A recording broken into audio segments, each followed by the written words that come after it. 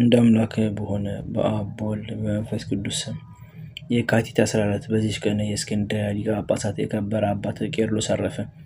እርሱም ለአባቶች ሊቃነ ጳጳሳት 75ኛ ነው። ይህም አባት ፍም ከሚባል ሀገር ነው። በእርሷም ቅስና ተሾሞ ኖረ። ከዚህም በኋላ ከዚያ ለቆ ከምስር ከተማ ውጭ ወደ ሆነች የኢትዮጵያን የጉድጓድ ውሃ ወዳለበት ወደ ቅዱስ ፊቅጦር ገዳም ደረሰ። በውስጡም ታላቅ ተጋድሎን እየተጋደለ ብዙ ዘመናት ኖረ። የእውቀቱና የቅድስናው ዜና በተሰማ ጊዜ ያለ ውዴታው ይዘው በእስክንድርያ ሀገር ሊቀ ጵጵስና ሾሙት። መንጋውንም በበጎ አጠባበቅ ጠበቀ። በቁርባንና በጸሎት ጊዜ በቤተ ክርስቲያን ውስጥ ሊሰሩት የሚገባቸውን ለካህናት ስርዓትን ሰራ። በሹመቱም 7 ዓመት ከ9 ወር ከ27 ቀን ኑሮ በሰላም አረፈ። ለእግዚአብሔር ምስጋና ይሁን፣ በረከቱም ከኛ ጋር ትኖር ለዘላለሙ አሜን። በዚችም ቀን ሃይማኖታቸው የቀና ምዕመናን መምህራቸው የሆነ የአንጾኪያ ሀገር ሊቀ ጳጳሳት የከበረ አባት ሳዊሮስ አረፈ።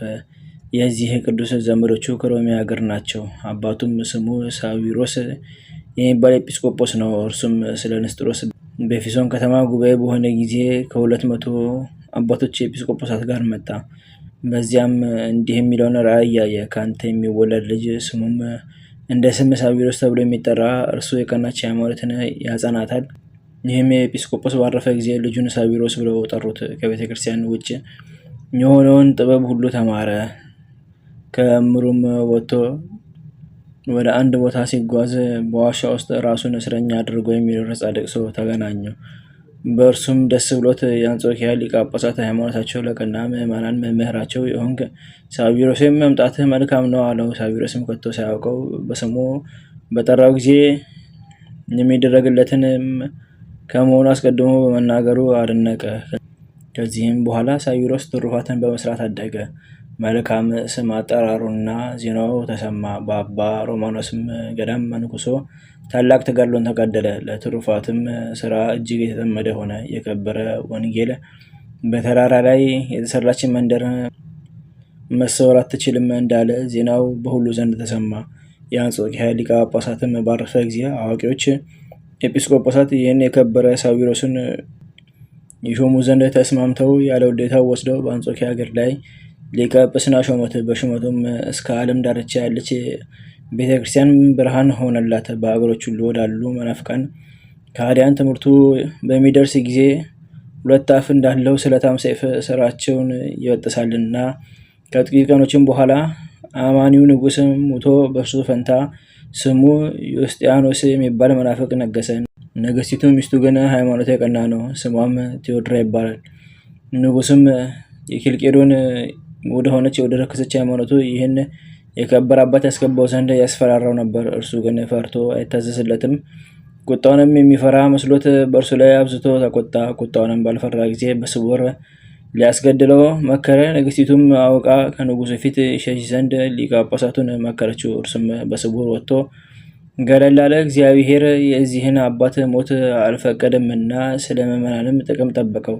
በአንድ ተራራ መነኩሴ አምሳል ሆኖ በቦታዎችና በገዳማት የሚዘዋውር ምዕመናንን የሚያጠነክራቸው ሆነ። ስካ በሚባል ሀገርም ስሙ ዶርታኦስ ከሚባል ደግ ምዕመን ባለጸጋ ሰው ዘንድ ተቀምጦ ሳለ ጌታችን በእጆቹ ብዙ ድንቆች ተአምራቶችን አደረገ።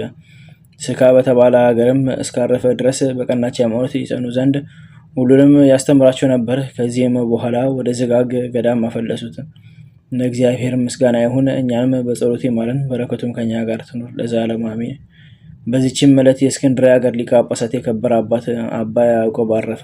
እርሱም ለአባቶች ሊቃነ ጳጳሳት 50ኛ ነው። ይህም አባት አልመቱዝ የተባለ የግብፅ ንጉሥ በነገሰ በ17 ዓመት ተሾመ።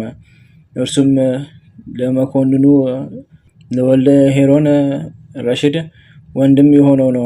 በዚህም አባት ዘመን የአስኬት ገዳማት ታድሰው መነኮሳቱ ወደ እርሳቸው ተመለሱ። አፎን በሚባል ሀገር ስሙ መቃርስ የሚባል ሰው ነበረ። ወደዚህ አባት ወደ ያዕቆብ መጥቶ ወደ ቤቱ በመሄድ ቤቱን ይባርክለት ዘንድ ለመነው። እርሱም አብሮት ሄደ። ታሞ የነበረ ልጁም ሞተ። አባ ያዕቆብም አቅርቦ እንዲህ ብሎ ለመነው፣ ከእርሱ በቀር ልጅ የለኝምና አባቴ ሆይ ራራልኝ። እርሱም እነሆ ሞተ።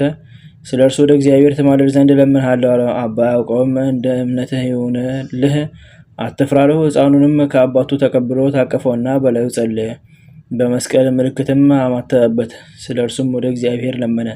ጌታችንም ልመናውን ተቀበለው። የሕፃኑ ነፍስ ተመልሳ ዓይኖቹን ገለጠ፣ ከሞትም ድኖ ተነሳ። አባቱንም ልጅህን ውሰድ፣ ሞት አይደለም ያንቀላፋ ሆኖ ነው እንጂ አለው። የሕፃኑም አባት ይህን ድንቅ ስራ ባየ ጊዜ እጅግ ፈራ። የገንዘቡንም እኩሌታ ለምጽዋት ብሎ ሰጠው። እርሱም ወደ ኢየሩሳሌም ልኮ ሃይማኖታቸው ለቀና ምዕመናን ሁሉ ወደ እርሷ በመጡ ጊዜ መጠጊያ ትሆን ዘንድ ቤተክርስቲያን ሰራበት። የአንጾኪያ ሊቀ ጳጳሳት ዲዮናስዮስም ወደ ምስር በመጣ ጊዜ ከአባ ያዕቆብ ጋር ተገናኝቶ ከእርሱ ዘንድ ጥቂት ቀኖች ተቀምጦ ወደ አገሩ ተመለሰ። ይህም አባት ያዕቆብ በሹመቱ 10 ዓመት ከ8 ወር ከ3 ቀን ኖሮ በሰላም አረፈ። በረከቱም ከኛ ጋር ትኖር ለእግዚአብሔር ምስጋና ይሁን አሜን። በዚችም ቀን የቅዱሳን ዳሪዮስ፣ የጳውሎስ፣ የአኩራድስ እና የሊድና መታሰቢያቸው ነው። በረከታቸው ከኛ ጋር ትኖር ለእግዚአብሔር ምስጋና ይሁን አሜን። አንድ አምላክ በሆነ በአብ በወልድ በመንፈስ ቅዱስ ስም የካቲት 15 በዚች ቀን ከ12ቱ ደቂቀ ነቢያት አንዱ ታላቅ እውነተኛ ነቢይ ዘካርያስ አረፈ። ዘአቅረብኩ ማሕሌተ ዘኪርየ አእላፈ እምለተጸምዱከ ዘልፈ ለላነበብቶ ከብዜኔቴ መጻፈ እንተ ደሴከ እግዚኦ ጸሪቀ ብሎቱ ከፈ እምእለ ብሉዓን ዘተርፈ ነቢያት ቅዱሳን ሐዋርያት ሰባክያን ሰማዕታት ጻድቃን ደናግል አዲ ወመነኮሳት ሄራን ባርኩ በዛቲ መካን እስከ ረገሊ ቆኖስ ጸል ጻፈ ወቅርታስ ወለዛ ጻፈውን ስድስ ወለዛ አንቦስ ረጎም ሳዲስ ወለሰማ ቃሎ ዝናፈስ ጸሎተሙ ማርያም አረኪተ ኩሉ እንባስ ወሬ ማረነ ኢየሱስ ክርስቶስ በቅዱሳኑ ተጠብቀን በረከታቸውም ከኛ ጋር ትኖር ኦ አምላክነ በከመ ርትከ ወአኮ በከመ አብሳነ አቡነ ዘበሰማያት